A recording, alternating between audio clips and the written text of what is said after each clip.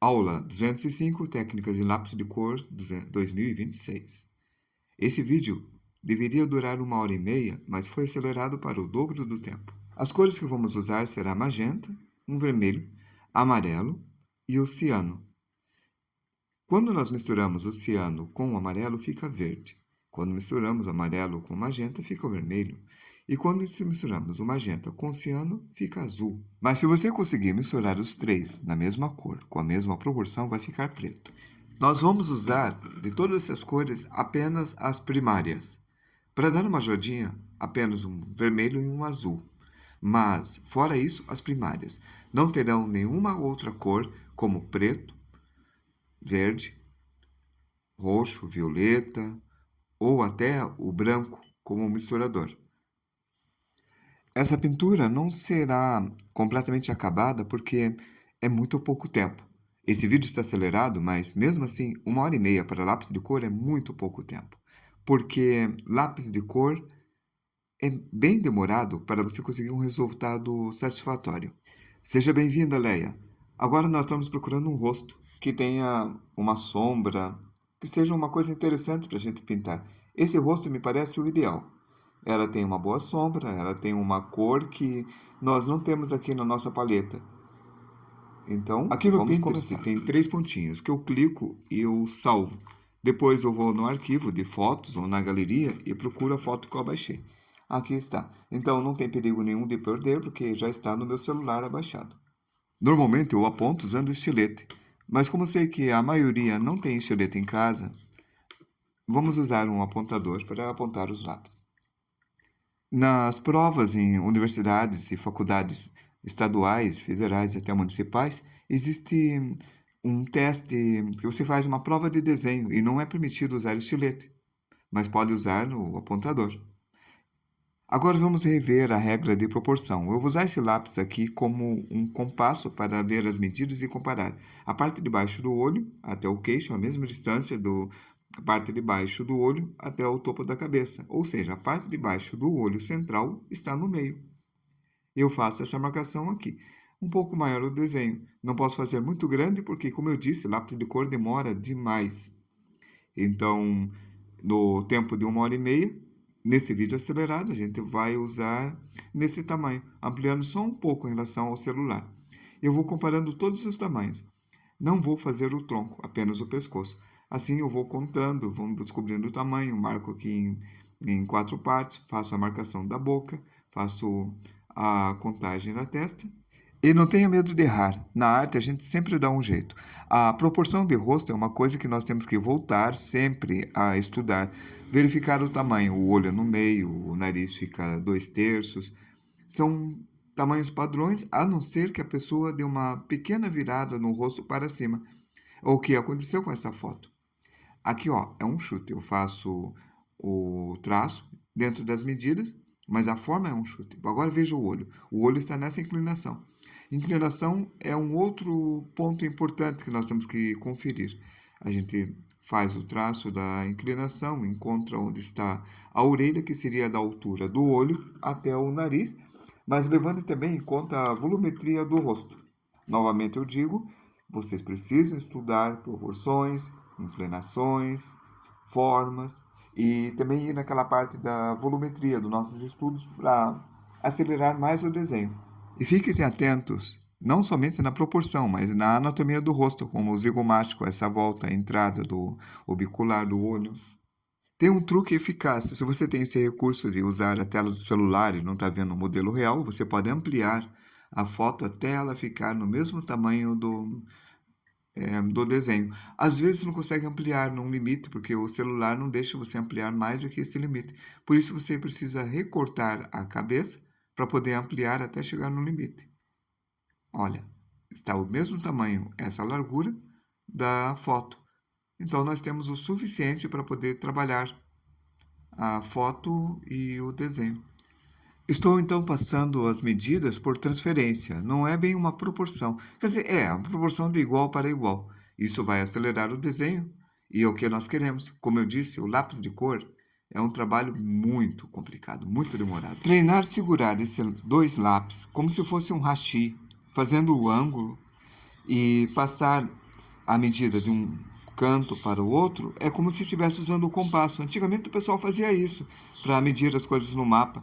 Ia na parte da escala e depois sabia a distância e conseguiam calcular as distâncias para a navegação. Não é uma coisa complicada. Quando a gente faz um desenho de uma pessoa visto no ar, a gente pode fazer isso no ar mesmo. Você estica o braço, tira a medida do objeto que você está vendo ao vivo e passa essa medida para o desenho. Eu quero fazer esse desenho bem rápido, mas bem rápido, porque o importante agora não é o desenho. A gente tem várias aulas sobre desenhar o corpo humano. Então, veja, eu comparo as medidas, descubro que do queixo até a parte de baixo do lábio é a mesma medida da parte de baixo do lábio até o nariz. Então, a parte do baixo do lábio vai ficar no meio. Eu estou traçando com lápis de cor, porque quando a gente pintar, ele vai somar essa cor à pintura final. Mas eu não estou forçando o lápis, eu estou fazendo o traço muito fraco. E agora estou desenhando as sombras, demarcando bem de leve, fazendo a área que eu vou preencher, para depois eu conseguir pintar dentro desse espaço de uma forma bem rápida, a parte mais escura. Com esse traço fraco, eu posso usar, por exemplo, a borracha para fazer correções no desenho. Depois vocês vão ver que essa borracha também eu vou poder usar para aliar a cor, para ajudar a fazer os degradês. O papel tem fibras, como a gente tinha falado anteriormente. Quando você pressiona demais o lápis, você está amassando essas fibras e alterando a estrutura do papel. Essa percepção micro da estrutura do papel é muito importante para que você consiga trabalhar melhor as cores e os traços, porque daí você vai tomar cuidado. Quando você traça, você vai imaginando nesse rastro como que vai ficar cada pigmento entre as estruturas e os buracos. Essa percepção sem você ver, você saber o que está fazendo, sem estar realmente vendo o que está fazendo, altera a sua forma de trabalhar de uma forma muito eficiente, preenchendo sem entupir os buraquinhos, sem amassar as fibras e juntar, e sem alterar muito a estrutura do papel, permitindo que você pinte camada por camada. Por isso que eu estou pintando aqui com essa cor vermelha, depois o magenta, deixando quente, sabendo que depois eu vou colocar as duas outras cores, que é o ciano e o amarelo, misturando os tons para conseguir a cor desejada, que vai ser um marrom para escuro, digamos, tentando alcançar o preto. Minha intenção não é alcançar o preto absoluto nesse momento. É só demonstrar para vocês como que é possível vocês fazerem essa pintura usando apenas 3 lápis de cores. Como a Lea falou no início, ela disse que o azul e o vermelho tendem uma cor mais escura, quase como um marrom. Colocando amarelo, vocês podem chegar ao marrom. Sabendo que a mistura de ciano, amarelo e magenta dá preto, mas se vocês colocarem mais amarelo e mais magenta, ele tende ao marrom. Por isso eu estou usando esse azul, que já é uma mistura de ciano e magenta. Eu acho problemático a gente pôr nome nas cores, como azul petróleo, ou colocar o nome de roxo. Uma vez eu contei essa história, que lá no século XVIII foi escrito um livro sobre isso. A confusão vem bem antes, na própria origem da palavra. Diferente do que nós pensamos no começo, assim, o roxo não vem de uma flor, mas sim de uma palavra em latim, russeus, que significa vermelho escuro, avermelhado. Essa é a mesma que deu origem ao espanhol rojo, italiano rosso, red, em inglês, hot em alemão, rouge em francês, né? Acho que eu já falei. Rouge em francês. Ou seja, a origem do roxo português, o roxo espanhol, o roxo italiano, são primos irmãos e todos derivam de um conceito único no latim, a cor vermelha. Em Portugal, o termo roxo foi sinônimo de vermelho por séculos. E no século XVI, por exemplo, era comum chamar o que hoje é o Mar Vermelho de Mar Roxo. O famoso Frederic Barba Roxa tinha esse nome por causa da barba avermelhada. O Camões, em Lusíadas, usou o termo roxo sangue. A mudança do significado atual, como eu estava falando, foi um processo gradual, que foi consolidado há muito tempo também, no século XVIII e no século XIX. Alguns fatores ajudam a explicar essa transição. O vermelho, a palavra vermelho, deriva do latim vermiculus, que quer dizer vermezinho, que era usado esse verme para fazer a cor vermelha. Teve influência de outras línguas, como, por exemplo, o francês, o violet, e o inglês purple. Foi depois associado à palavra roxo como tons mais violáceos. Mas é bem diferente, né? Violet, violeta, purple, púrpura, que a gente usa em português. Existe um lápis de cor transparente chamado de misturador. O efeito que eu estou fazendo vai ser sem misturador, que é esse aqui de cima. Veja que fica opaco e forma esses poros. Com misturador a cor fica mais forte. Eu não tenho um misturador, mas veja esse artista. Ele também não usou o misturador e ficou esses buraquinhos. É a característica do lápis de cor. Por isso vão ver alguns lápis de cores que vão ter essas características sem o misturador. E vão ter outras pessoas que vão misturar com um lápis mais leitoso ou com um lápis branco, deixando um pouco mais claro, porque o branco, você sabe, tem pigmento claro. O misturador é um lápis meio leitoso, parece cor de vela. Veja, esse é um fechamento com o misturador. Aqui eles usaram branco. Então parece até uma arte de computador digital.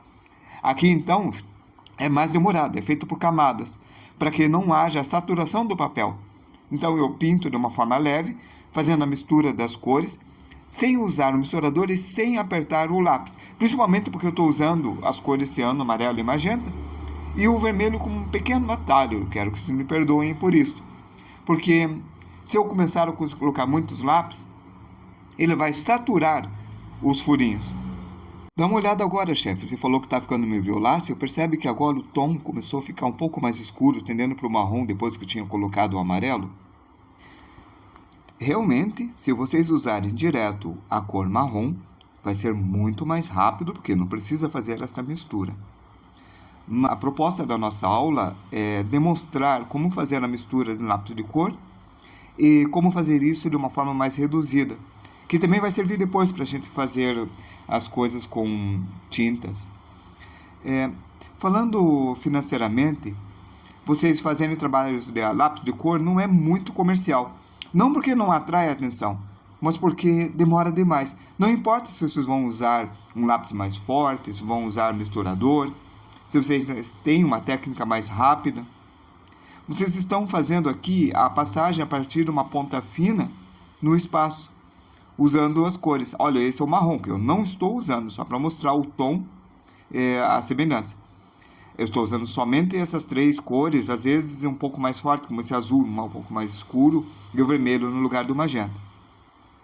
Então, não é comercialmente muito viável, porque como vocês vão demorar demais para fazer, o rendimento de vocês vai ser menor, a não ser que vocês cobrem muito caro pelo trabalho. E quem que vai comprar uma folha de papel a lápis de cor por um preço caro? Mas para portfólio é muito bom, porque mostra a capacidade de vocês dominarem um material que muita gente usa por ser mais barato e mesmo assim não consegue um resultado muito bom. Baratos entre termos, que se vocês comprarem um lápis de cor de marca, como foi visto na aula anterior, o trabalho começa a ficar meio caro. Ainda mais se vocês usarem as folhas ideais para esse trabalho, que tem que ser umas folhas mais porosas, que o pigmento fique melhor registrado, as cores peguem melhor. Mas para o uso de portfólio, realmente vale a pena, porque no portfólio vocês fazem trabalhos que demoram muito mais que um trabalho comercial. Porque é para chamar a atenção, é para mostrar a capacidade de vocês. E se o cliente quiser o trabalho naquele nível, vocês explicam, o trabalho nesse nível demora um pouco mais, por isso o preço fica um pouco mais caro. Vocês vão ter a tabela de preço do trabalho de vocês de acordo com a dificuldade, isso é óbvio. Tem muita gente que vende cursos de hiperrealismo, tanto grafite quanto lápis de cor, e mostra um portfólio maravilhoso, mas eles não contam que isto é insustentável. Porque para chegar naquele nível de trabalho, vocês vão demorar um mês de trabalho, e Se vocês fazem um mês de trabalho, vocês querem ganhar pelo menos o salário mínimo. Por isso, uma pintura numa folha A4 com lápis de cor ou grafite no papel vai ter que custar um salário mínimo. Isso vai reduzir muito a clientela de vocês. Vocês vão ter que estar no lugar certo, com a propaganda certa e ter um nome bem conhecido no mercado para conseguirem vender. Nós vamos falar depois disso na economia criativa. Mesmo assim, o popular que não vai comprar o trabalho de vocês vai encher vocês de elogio, vai curtir e vai ajudar na propaganda. E é neste caso que eu falo que, como portfólio, é uma coisa maravilhosa para vocês apresentarem. Porque no final vocês têm um trabalho que parece algo que é digital sem ser digital. E vocês têm a prova que fizeram à mão, porque vocês vão filmar as horas trabalhadas, depois vocês aceleram em 1 hora ou 45 minutos, o pessoal vê como surgindo como mágica o desenho de vocês. Nesse trabalho árduo, a gente tenta não saturar o papel, sempre mantendo leve. Já está escuro o traço aqui e vocês sabem que eu só usei essas 3 cores. Infelizmente, essa primeira transmissão no TikTok, houve algum problema no site e começou a travar, então não deu um traço meio contínuo. Como vocês podem ver, alguns pulos no traço. Por isso, vocês não estão acompanhando muito bem o processo. Mas vai melhorar na segunda parte desse vídeo, a partir dos 20 minutos. Porque eu fiz no segundo dia. Olha, as 3 cores, sempre tendendo para o azul, o vermelho, o amarelo, o magenta, cian e amarelo, a gente consegue escurecer. Aqui, ó, eu estou fazendo em forma de giro, mas só para mostrar a questão da textura. São pequenas bolinhas que a gente faz traçando com lápis de cor, tentando manter aquela textura que encontramos no queixo aqui na foto. O maior cuidado realmente é com a saturação. E assim nós vamos trocando os lápis e vamos escurecendo as cores quando os 3 lápis são aplicados. Ou deixamos a cor mais clara, tendendo para o marrom, para o laranja ou para o vermelho, usando mais o magenta e o amarelo. O caso é que tem uma guerra nas pessoas que dão aula sobre teoria da cor. Nós temos o pessoal que é adepto ao sistema RIB, que é Red, Yellow and Blue, quer dizer, vermelho, amarelo e azul como primárias. Muitos de vocês devem ter tido essa aula. Vermelho, amarelo e azul são primárias. Mas nós temos um sistema que foi elaborado a partir das artes gráficas, porque tinha que ter a impressão com as cores que fossem mais funcionais, que chegaram a partir da física às cores primárias reais, que são magenta, amarelo e cian, CMY. Mas nas gráficas é necessário ter o preto para economizar, porque se ficar misturando cores caras para chegar no preto, não é muito rentável. Então, eles colocaram o black. Black termina com K, por isso a gente fala CMYK, semica.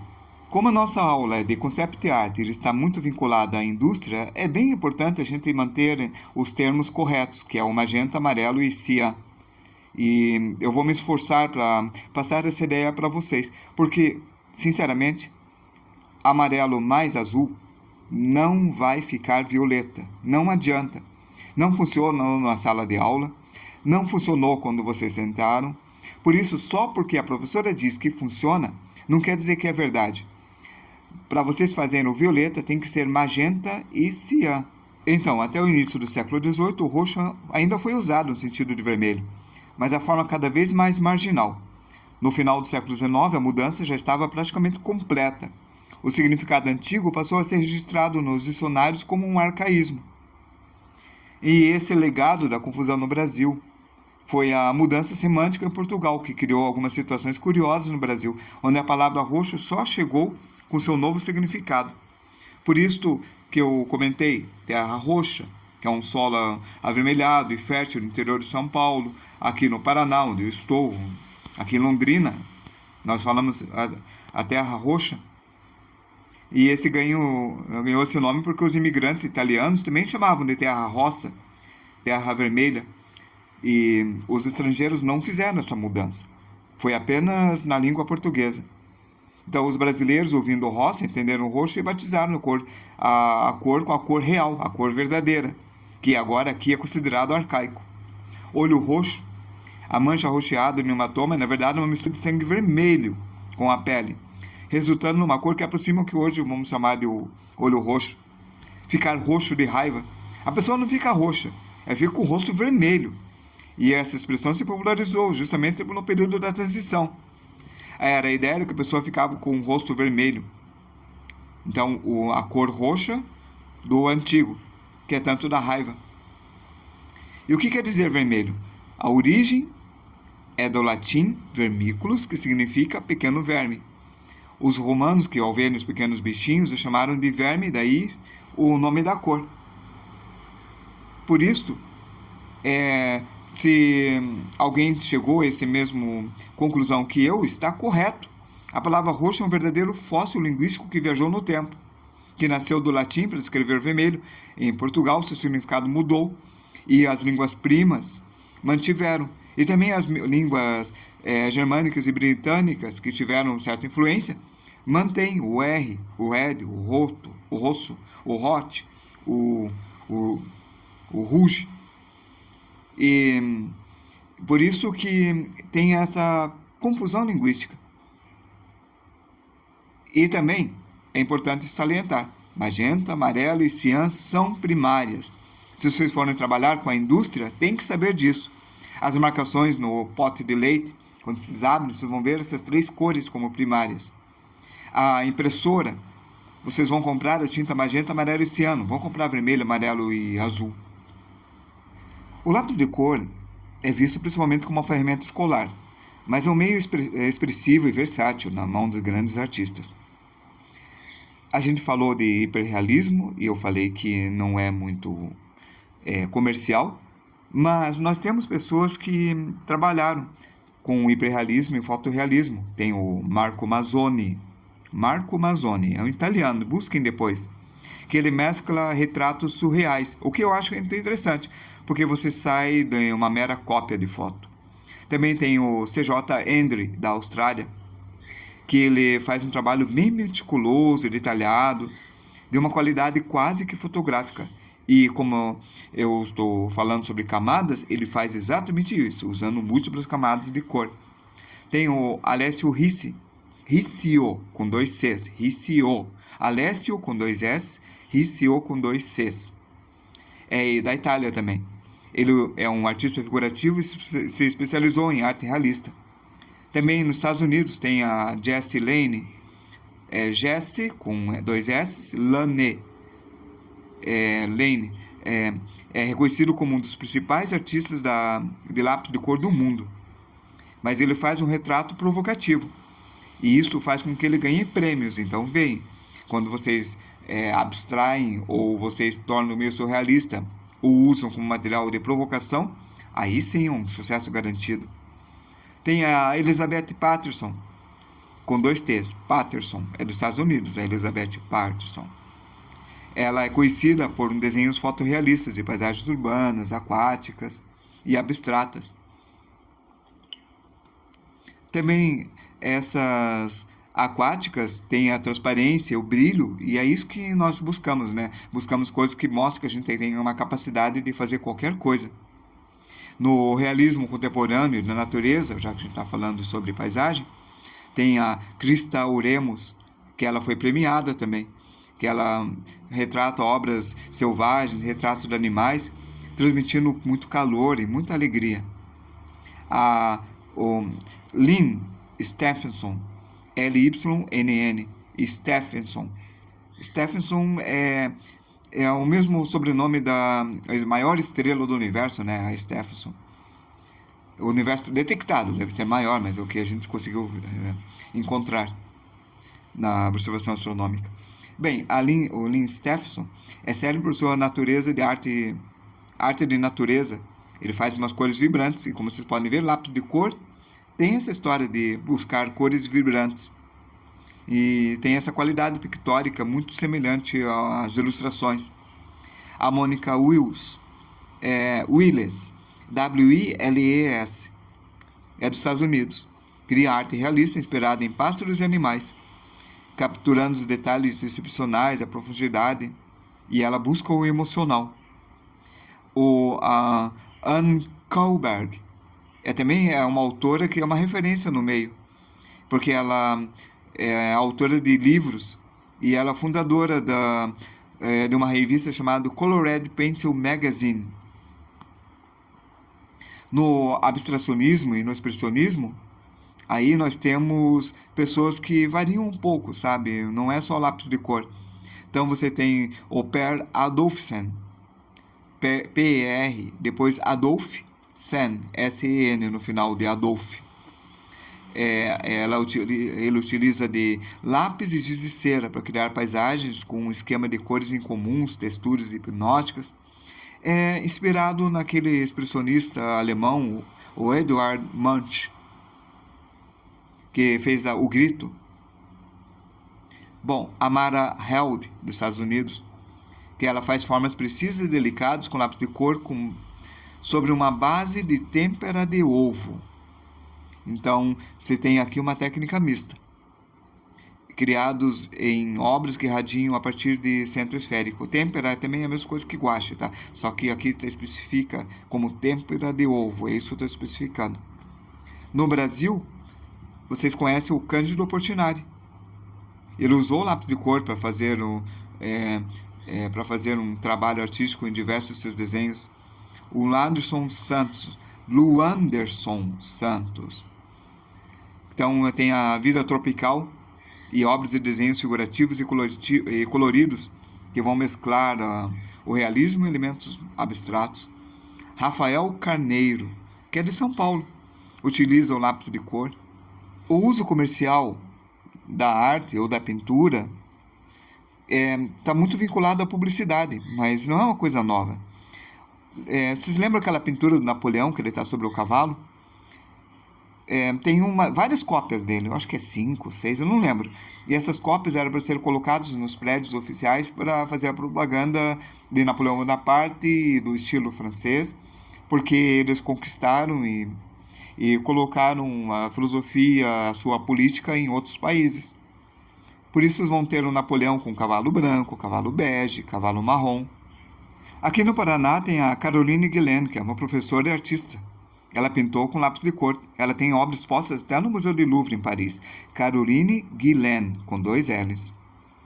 Na história, nós temos o Vincent van Gogh, que ele pintou um lápis de cor, valorizando os aspectos, as nuances. O Paul Klee, que é um artista suíço, que ele desenvolveu uma teoria da cor também.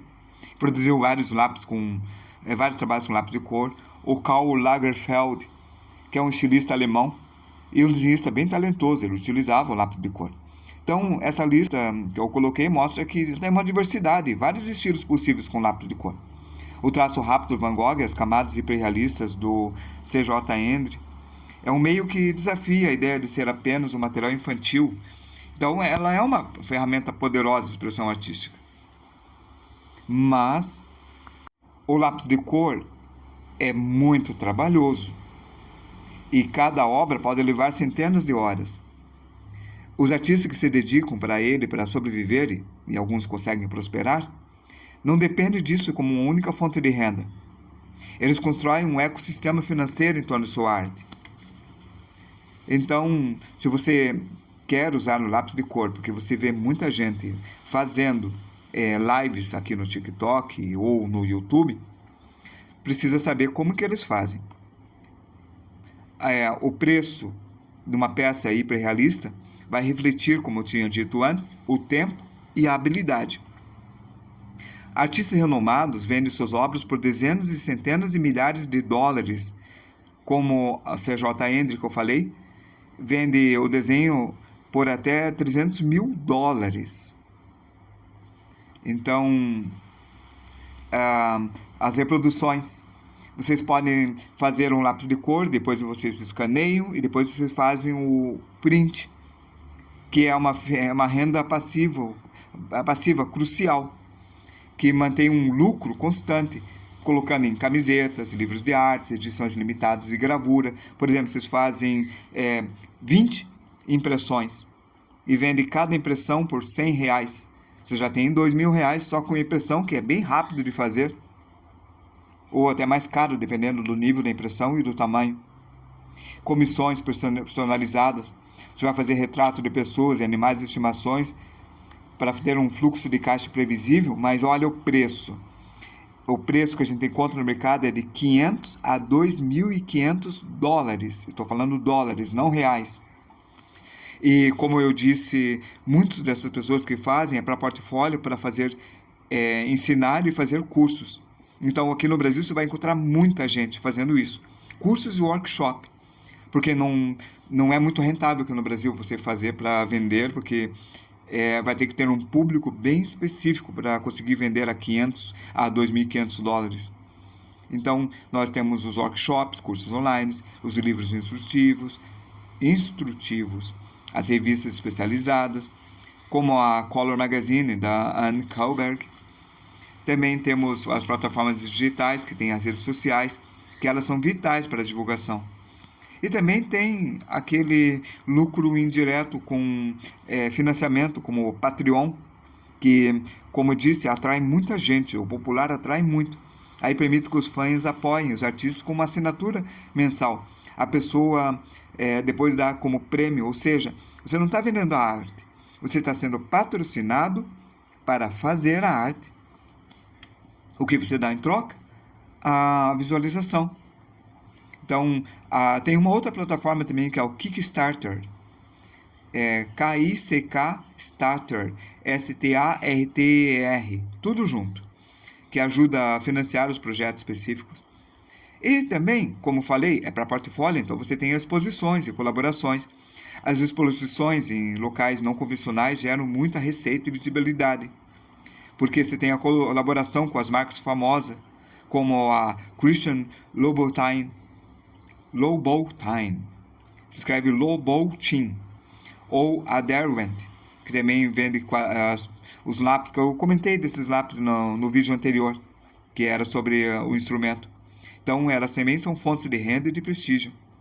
Construir uma carreira assim é desafiador, exige muito planejamento. Se já é difícil a gente trabalhar com arte e conseguir a renda, porque a gente tem que saber de marketing, com lápis de cor, você duplica por causa dessa dificuldade do tempo de você executar.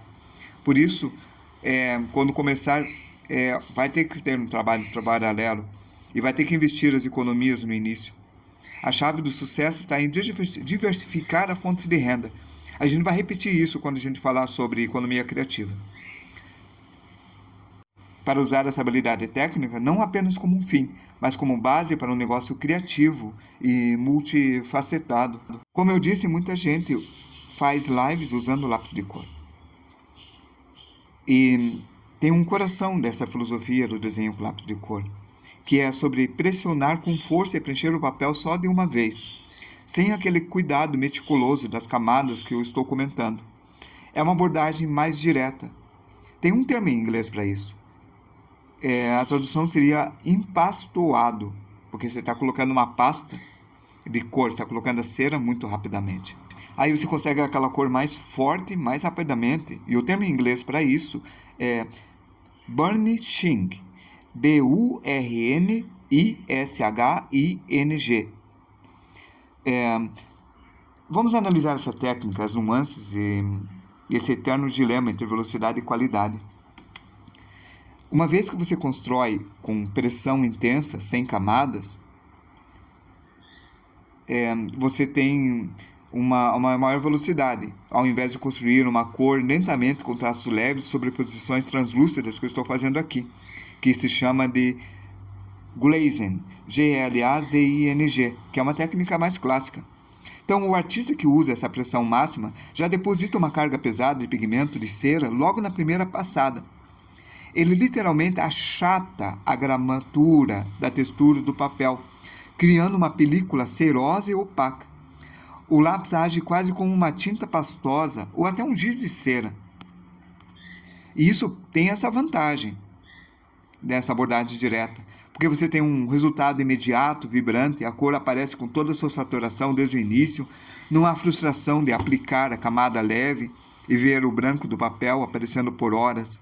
E é justamente esta frustração que impede você desenvolver mais técnicas. Você também tem o efeito da pintura a óleo, porque vai ficar uma camada grossa de pasta e parece que está colocando óleo. Então a superfície final vai ficar lisa, brilhante, com aspecto de pintado. E que muita gente vai achar atraente do que o traço seco, riscado das camadas soltas que vocês estão vendo aqui. Por isso, essa menor ansiedade para acertar a mistura, você não precisa planejar 20 camadas sobrepostas. A decisão da cor é tomada ali, na hora, ou em minutos, como numa pintura úmida. Então você vai ter aquela satisfação tátil também. Para muitos, a sensação de pressionar firmemente o lápis contra o papel e ouvir o ranger da cera é terapêutico e catártico. E essa é a parte mais difícil da minha aula. Conseguir falar para o artista, não aperta o traço, mas eu estou lutando com essa sensação. Mas tem desvantagens e tem limitações cruciais. E aqui está o grande porém desse processo sem camada. Você mata o papel. Você comprime a textura, você destrói os dentes, a rugosidade do papel. Uma vez achatado, é impossível adicionar mais camadas por cima. E se você errou, não volta mais. Vocês viram, usei a borracha aqui. Mas, nesse caso, a borracha só vai manchar a cera. O lápis não vai grudar mais. A mistura vai ser pobre e suja. A mistura das cores nessa técnica física não é ótica. Você está esfregando o pigmento como uma massinha. Se tentar misturar o azul ou o amarelo pressionando forte, pode acabar com um verde turvo e acinzentado, em vez de um verde voluminoso que se obtém com camadas translúcidas sobrepostas. E vai faltar aquela profundidade, aquela luminosidade que eu citei quando eu estava citando os artistas. Vai criar um brilho intenso como vitrais, a luz do pigmento, e vai refletir o branco. Na pressão direta, a luz bate na superfície opaca da cera, resultando em uma cor mais chapada e menos profunda. E vai ter também esse acabamento ceroso, esse borrão. Esse excesso de cera pode criar um aspecto gorduroso e em climas quentes, as bordas podem amolecer até transferir o pigmento para o vidro na moldura com o tempo. Por isto, vocês vão estar numa eterna batalha entre velocidade contra a qualidade. E a matemática, meu amigo, é implacável. Quem vai priorizar a velocidade, a pressão forte, como vocês têm, as crianças e muitas pessoas aqui no TikTok estão passando essa ideia, vai ter um resultado que é impactante e vibrante à distância, mas quando olha de perto, vai perceber a falta de nuance. É uma técnica maravilhosa para esboços coloridos e estudos rápidos, ilustrações estilizadas, ou para quem trabalha com prazos apertados, como ilustradores editoriais. Mas que você quer priorizar a qualidade e camadas leves, pode levar de 100 a 400 obras numa única obra. O resultado é um realismo quase fotográfico com transições suaves, profundidades atmosféricas e paletas de cores que parecem respirar. Funciona para galerias e peças de alto valor. E é uma grande verdade. Um artista que usa a pressão intensa pode atingir a qualidade, mas precisa de um domínio absolutamente de cor para acertar de primeira.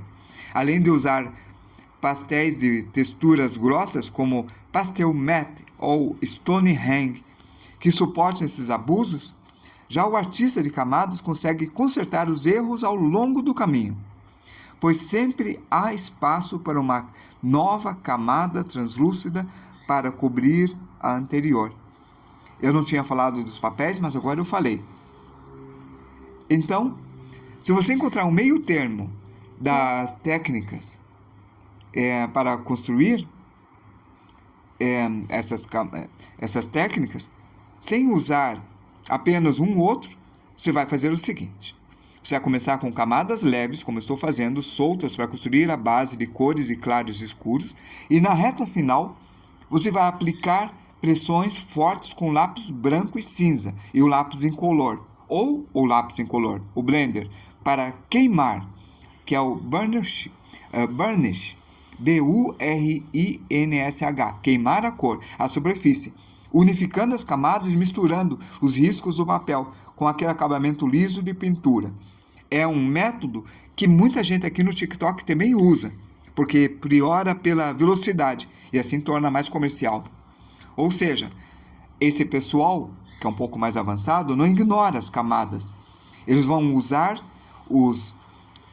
vão usar os alicerces e só comprimem no final, unindo melhor os dois mundos, a profundidade, a sobreposição, a textura e no final a pintura. Então, a pergunta é, qual é a abordagem correta? Olha só, a Antônia acabou de me mandar uma mensagem para mim. Ela fez essa pintura. E ela conseguiu aquele resultado maravilhoso usando essas referências. Olha um outro quadro.